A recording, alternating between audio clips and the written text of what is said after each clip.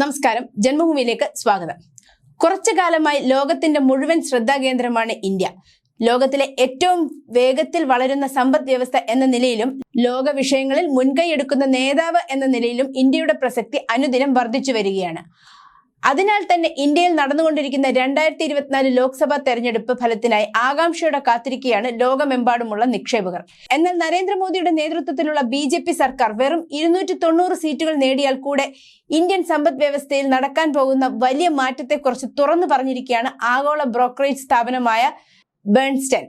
തെരഞ്ഞെടുപ്പ് പ്രഖ്യാപിച്ചതിനെ തുടർന്ന് സമീപകാലത്ത് ഇന്ത്യൻ ബെഞ്ച്മാർക്ക് സൂചികളായ NSE, നിഫ്റ്റിയും BSE സെൻസെക്സും കാര്യമായ ചാഞ്ചാട്ടം അനുഭവിച്ചിട്ടുണ്ട്. അഭൂതപൂർവമായ താഴ്ചയ്ക്കും ഉയർന്നതിനുമിടയിൽ ഇത് നിക്ഷേപകരെ ആശയക്കുഴപ്പത്തിലാക്കുകയും പ്രതിസന്ധിയിലാക്കിയിരിക്കുകയുമാണ്. ഈ അനിശ്ചിതത്വത്തിനിടയിലാണ് ആഗോള ബ്രോക്കറേജ് സ്ഥാപനമായ ബേൺസ്റ്റൈൻ തെരഞ്ഞെടുപ്പിൽ BJP ജയിച്ചാലുണ്ടാകുന്ന ഫലത്തെക്കുറിച്ച് പ്രവചിക്കുന്നത്. പ്രധാനമന്ത്രി നരേന്ദ്രമോദിയുടെ നേതൃത്വത്തിലുള്ള BJP 290-ൽ കൂടുതൽ സീറ്റുകൾ നേടിയാൽ ഈ വർഷം നിഫ്റ്റി വലിയ ഉയരങ്ങളിലേക്ക് പോകുമെന്ന് ബേൺസ്റ്റൈൻ വ്യക്തമാക്കിയത്.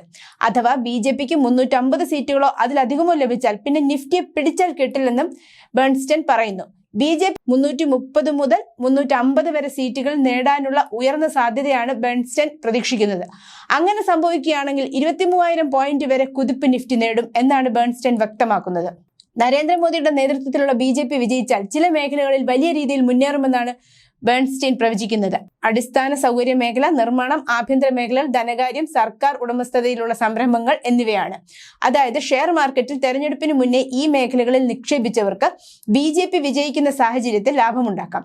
തുടർച്ചയായി 3-ാം തവണയും നരേന്ദ്രമോദിയുടെ നേതൃത്വത്തിലുള്ള BJP സർക്കാർ വരുന്നതോടെ ഇന്ത്യൻ സമ്പദ് വ്യവസ്ഥയിൽ വലിയ കുതിപ്പുണ്ടാകുമെന്നും അത് ഓഹരി വിപണിയിൽ പ്രതിഫലിക്കുമെന്നുമാണ് ആഗോള സാമ്പത്തിക വിദഗ്ധർ എല്ലാവരും വ്യക്തമാക്കുന്നത്.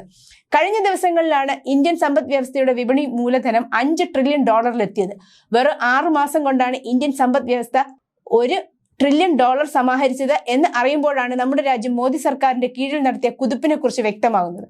അടുത്ത ഏതാനും വർഷങ്ങൾക്കുള്ളിൽ 7 ട്രില്യൺ സമ്പദ് വ്യവസ്ഥ ആകാനും ലോകത്തെ ഏറ്റവും വലിയ 3-ാമത്തെ സമ്പദ് വ്യവസ്ഥയാകാനും ലക്ഷ്യം കാണുകയാണ് ഇന്ത്യ. ഈ ലക്ഷ്യം നടപ്പിലാകും എന്ന് തന്നെയാണ് ആഗോള സാമ്പത്തിക വിദഗ്ധർ മുന്നോട്ട് വയ്ക്കുന്ന അഭിപ്രായവും.